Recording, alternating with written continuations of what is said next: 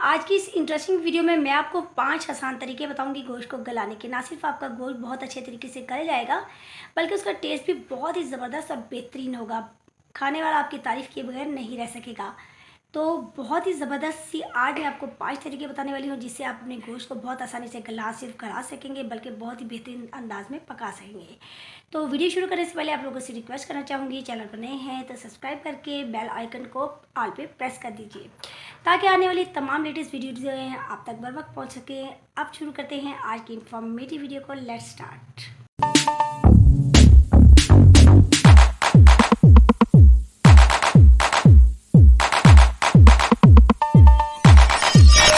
गोश्त गलाने के लिए सबसे बेहतरीन चीज़ दूध है। जी हाँ, जो हर वक्त आपके घर में मौजूद होता है।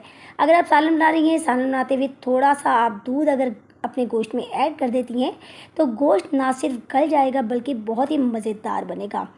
आपने दूध जो है वो 3 से 4 चमचे ऐड करना है। आप देखेंगे कि आपका जो सालन है इंतहाई मज़ेदार बनेगा और गोश्त भी बिल्कुल गल जाएगा। ये तरीका मैं अपने घर में अक्सर यूज़ करती हूँ और बहुत ही बेनिफिशरी है ये तरीका। गोश्त खिलाने के लिए जो अगली चीज़ है वो भी आपके घर में मौजूद है। जी हाँ, चीनी। चीनी का नाम सुनते ही सब डर जाएंगे। नहीं जी, डरने की बिल्कुल भी ज़रूरत नहीं है, क्योंकि आपने गोश्त में सिर्फ 1 चुटकी चीनी ऐड करनी है। 1 चुटकी चीनी आपके गोश्त को ना सिर्फ जल्दी गला देगी, बल्कि बहुत ही अच्छा सा टेंडराइज हो जाएगा। आपका गोश्त बहुत अच्छे तरीके से गल जाएगा और बिल्कुल भी उसमें कच्चापन नहीं रहेगा। आपने चीनी ज़्यादा नहीं डालनी है, वरना आपका सालन मीठा हो जाएगा। सिर्फ 1 से 2 चुटकी डालनी है। गोश्त गलाने के लिए जो तीसरी चीज़ है वो पान का पत्ता है। ये भी अक्सर घर में बड़े बूढ़े अक्सर यूज़ करते हैं। अगर आपके पास मौजूद है तो आपने देगची में एक साइड पर रख देना है। गोश्त बड़ी आसानी से गल जाएगा। जब आपका गोश्त गल जाए तो आपने पान का पत्ता निकाल कर एक साइड पर निकाल लेना है, और आपने बहुत ही ज़बरदस्त तरीके से आपका सालन तैयार हो जाएगा। बहुत ही आराम से आपका गोश्त गल जाएगा। वीडियो देख रहे हैं, वीडियो को लाइक कर दीजिए और इसको शेयर भी लाजमी कर दीजिए। हम बढ़ते हैं गोश्त गलाने के चौथे तरीके की तरफ। गोश्त पकाते वक्त अगर थोड़ा सा कड़ी पत्ता उसमें ऐड कर दिया जाए तो गोश्त भी गल जाता है और मज़े का भी बनता है। कड़ी पत्ता भी हर घर में मौजूद होता है। एक तो ये हाज़मे के लिए बहुत अच्छा होता है, दूसरे खाने के टेस्ट को बहुत ही ज़्यादा बढ़ा देता है।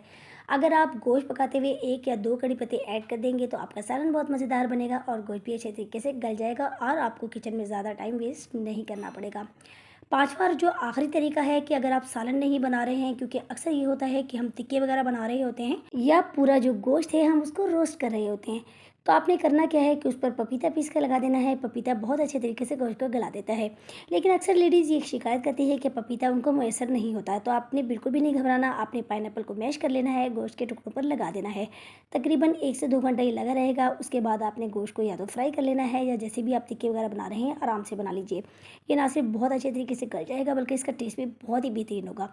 ये थे जी 5 बेहतरीन तरीके। मुझे उम्मीद है आज की वीडियो आपको पसंद आई होगी। लाइक और शेयर कर दीजिए। मुझे दीजिए इजाज़त, मैं आपसे मिलूँगी किसी और इंटरेस्टिंग सी वीडियो में। अल्लाह हाफ़िज़।